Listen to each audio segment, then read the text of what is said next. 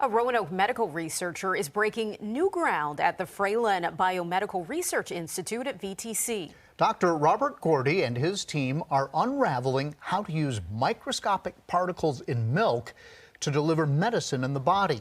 And Junior Achievement is recognizing Gordy as the Entrepreneur of the Year. Groundbreaking work is happening in this lab at the Fralin Biomedical Institute in Roanoke under the leadership of Dr. Rob Gordy.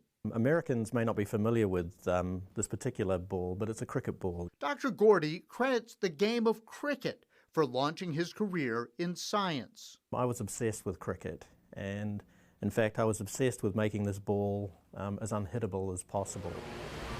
In the lab, the same need for experimentation in cricket eventually led him down many paths of discovery. The tiny dots on this screen being the most recent. Called exosomes, they come from unpasteurized milk. They're tiny, about the size of a virus. In the lab, a machine separates exosomes from the milk. This was 1 liter of milk, and we ran it through some of our processing.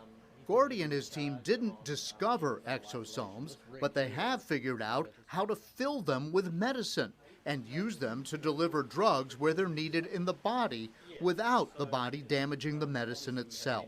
So milk has basically designed a very beautiful drug delivery system, and so we're hijacking what Mother Nature did to put her own drugs into it to deliver to these tissues in the body. Are we talking cancer? Are we talking heart disease?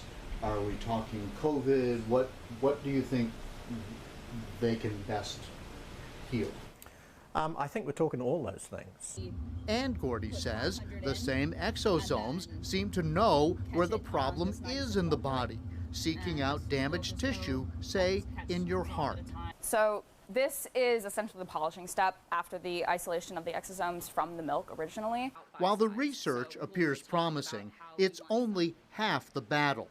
The concept can't help patients unless it makes it from the lab to the marketplace, which, with clinical trials, can take a decade or more and hundreds of millions of dollars. So, Gordy and his team are also entrepreneurs. We do the traditional academic stuff. We do rigorous research.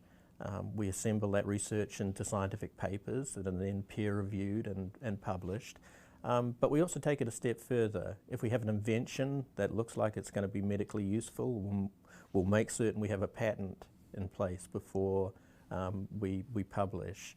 And then if it's really interesting, then we'll take the next step and form a startup company. In this case, the company is called the Tiny Cargo Company, since the exosomes carry medication, or the cargo. Spencer Marsh, a PhD postdoctoral fellow working with Gordy, spends equal time researching and seeking funding, keeping the Tiny Cargo Company going. The biggest part that we've gotten at this point was a National Science Foundation Phase 1 small business grant, which was about $250,000, and that has really kind of stepped us up on what we can accomplish.